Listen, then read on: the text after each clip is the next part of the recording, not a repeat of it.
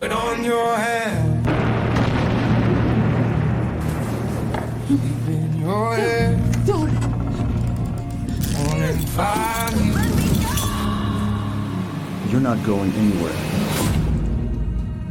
until I know you won't try to hurt yourself again. How do you live like this? Can you untie me? I'm not gonna run away.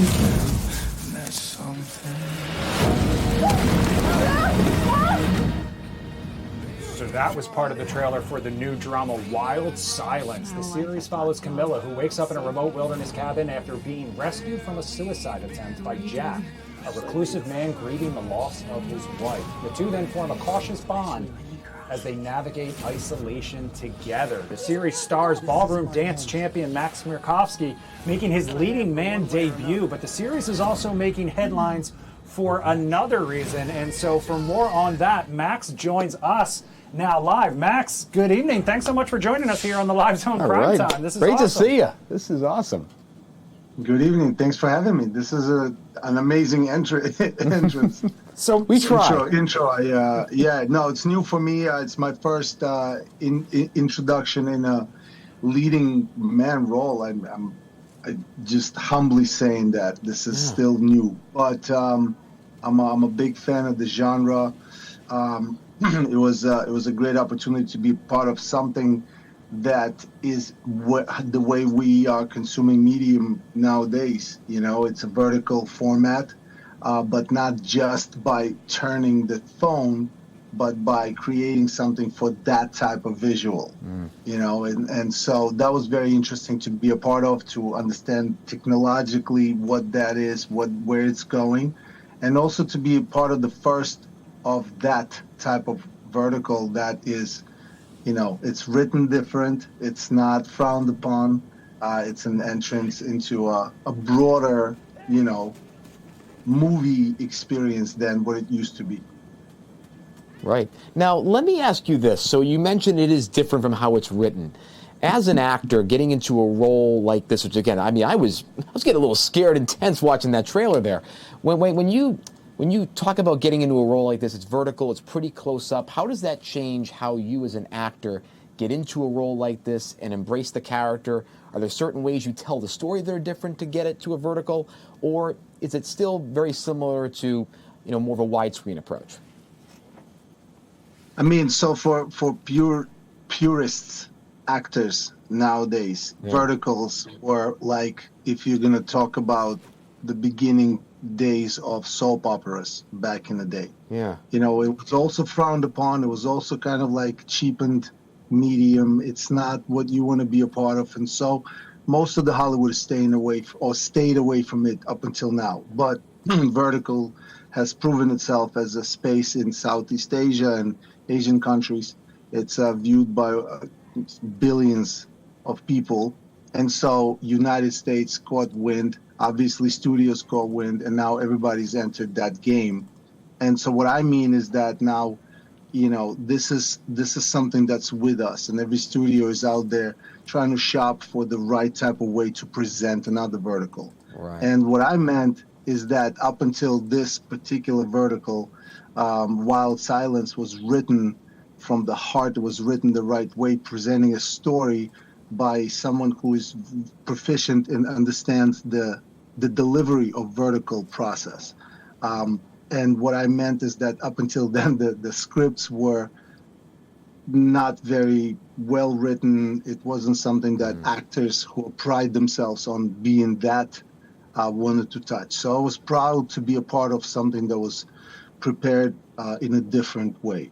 Wow. So, Maks, what's really interesting to me about this is, in addition to it being kind of on the forefront of this vertical video, it's also on the forefront of these micro dramas. You are telling full episode stories in less than 2 minutes sometimes. Talk to me a little bit about how you kind of like really prepare to convey that much in that short of amount of time. And I mean, really, sometimes, you know, it's great that people can sit there and watch 10 episodes. They can binge it while they're sitting on their phone. But it really takes a true talent to really convey what you want to convey in that sort of time period. Exactly. And so that's when I realized the importance of the writer and the director. And when it's one person, it's even better, because then whatever was presented comes out of one head, and then that person has that vision in mind of the end result. But here specifically, you're correct. This has to be jam-packed, if you will, minute episodes. And I found it very interesting in reading the script. It has these dotted lines every time this new episode starts. And you start seeing that every episode has its own little micro version of a, conflict and resolution, a drama, and off the cliff, a cliffhanger. So it was also very well written. But because it's micro drama, because it's jam-packed, because it's for that type of audience, I felt like we filmed like 2.5 movies worth of action, of romance, of different type of things. So it was a very interesting experience. It was very exciting for me experience. I got to be out in the woods of Georgia and outside of Athens, and I just met a wonderful community, all pros that are familiar and worked in Hollywood. So, I was in incredible hands and just saw this process as something I definitely want to be a part of moving forward. And also, I believe that verticals were just starting to see. I am going to end up being the first who kind of like publicized this opportunity. From a more like acting and technical perspective, right? When you think about playing a character that's this rich and has so much emotion in it, Yes. and you have to convey, again, very layered character, and you have to play it within those 2 minutes. What do you lean on as an actor to tell that story quickly to an audience? Again, with our attention spans, how they're changing all the time with social media. How do you tell that story and get that full character that you want to show the screen while getting it in those 2 minutes? Do you improvise more, or do you rely on just kind of that raw emotion to get into that character? I'm laughing because, I'm that guy. I've always been, and I've given that answer a bunch of times in my profession, as somebody who danced for 40 years. That was very hard. I mean, that's what the training is for, right? That's when you've prepared yourself and you've done the work. I keep seeing this Al Pacino pop up on my algorithm and Instagram, and he's talking about how, when you have done so much work that you get into that state, and it's a flow state that artists know and familiar with. I found myself as a dilettante actor who just got here, but I did spend quite a lot of time by myself about 13, 14 years ago, going to school, going through process of education, of understanding the script, the preparation, the scene prep. And so understanding how to put your character, and develop that character, I don't know, layman's terms, take things from your personal life, introduce them into the characters, see how they relate. But it can go deeper than that. You can do more work. You can be more detailed, more nuanced. So, it's up to you. I'm calling my future self out here in saying, if you're gonna get back there, just remember you said that. But, I look forward to doing work and not just pop on screen because it's cute. Maks, I got 2 questions for you. One, do you see Wild Silence, for example, unfolding as a multi-season drama, or do you hope to kind of tell new stories each, like not just new stories for the season, but like whole new series each time? And 2, I think for a lot of people, the micro dramas that they come across are the ones that they might see on TikTok for free. So how do you kind of see this playing out with both the My Drama app and kind of cross-promoting through different forms of social media and these streaming apps too?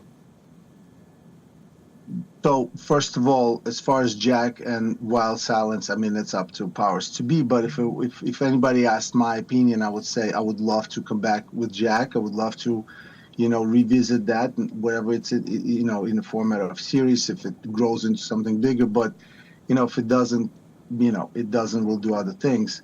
And the second thing, I just don't want to be, I don't want to confuse, something that can be created in a low budget format and come out to be, presented in a great and grand way, right? With all the aforementioned professionalisms involved, right? Versus, quickly putting out movies just for the sake of putting them out. Like, I don't want to be a part of that process. I want to bring rich storytelling opportunity to vertical format, to force, you know, everyone to step up and to raise the bar and to say, here, let's all do these movies and better. And I think that that's what this is going anyway. When viewers go to see Wild Sounds on, of course, the vertical format, of course, they're going to be thinking about this as a historic moment. Of course, it's, you know, getting into this drama. What do you want audiences to feel about your character and their role in this journey? Again, dealing with grief, also trying to help someone in their own path of grief.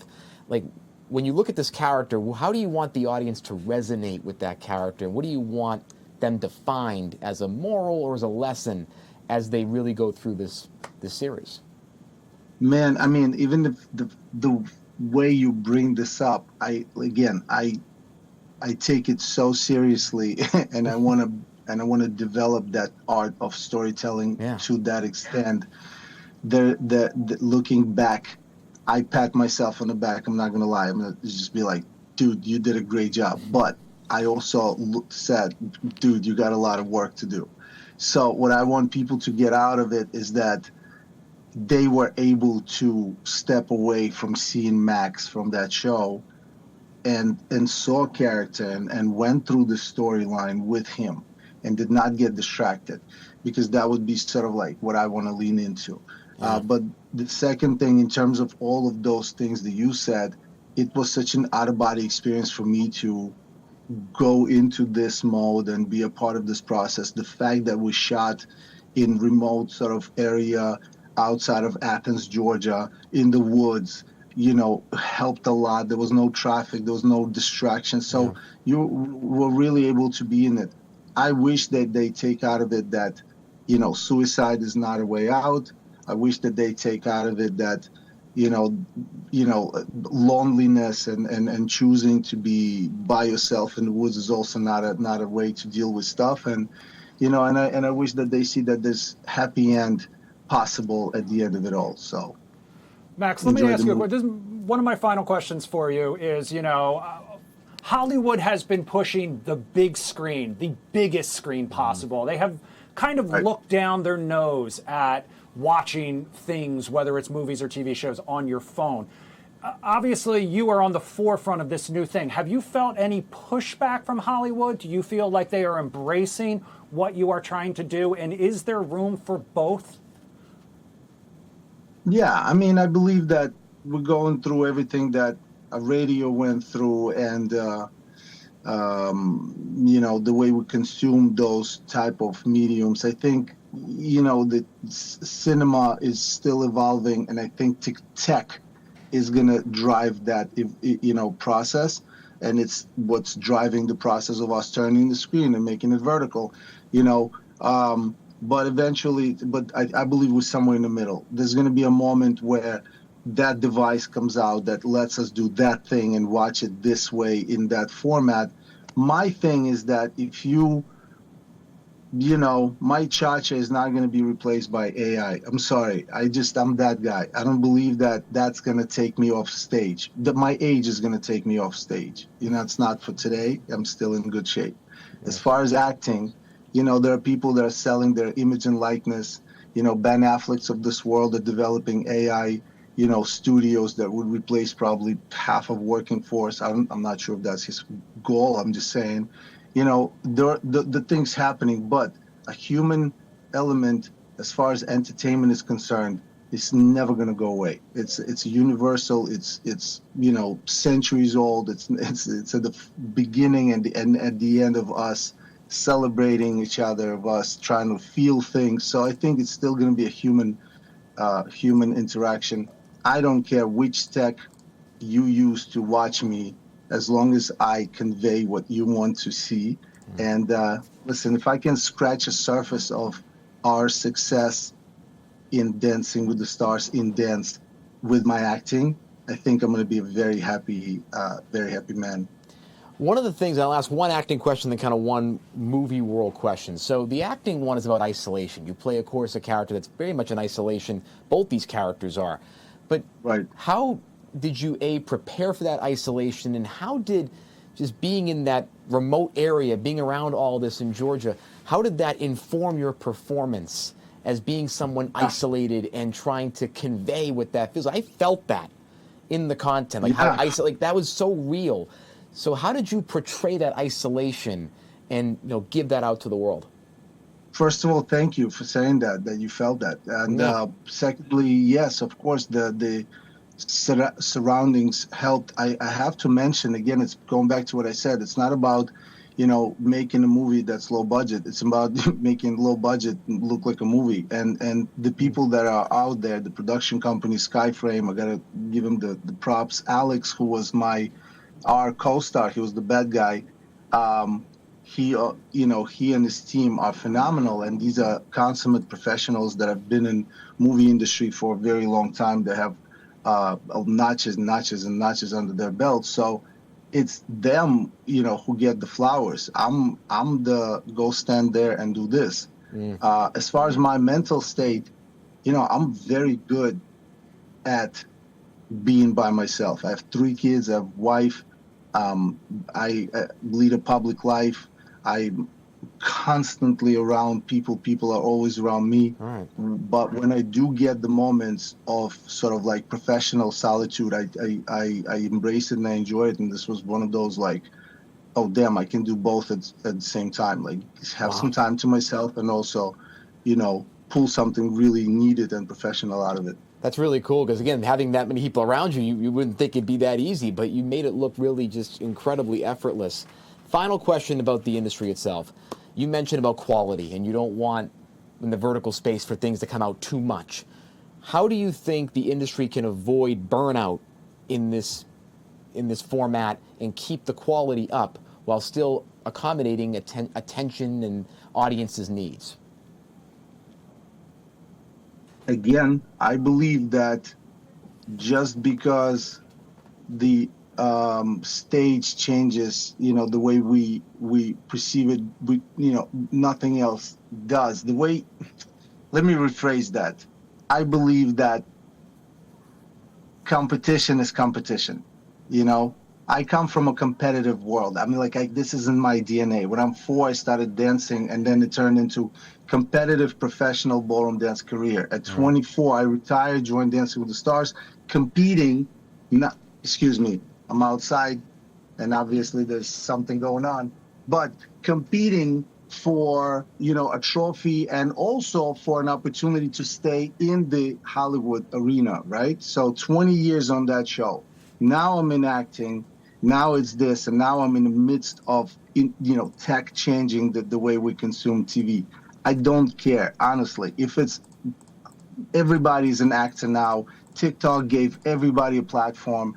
Look at, people that did not have a career, now all of a sudden they are celebrities on Dancing with the Stars because they had virality, right? Yeah. It doesn't matter to me. To me, what matters is what you present. And and as long as you have Oscar movies winning with low budgets of $5 million versus hundreds of $1 million productions, I believe that everybody has a shot. That's what I'm trying to say. So let everybody come out. Let everybody be a creator. Let everybody present new products. As long as you do it well, and you'll still stand out. So it'll all rise to the top, no matter what.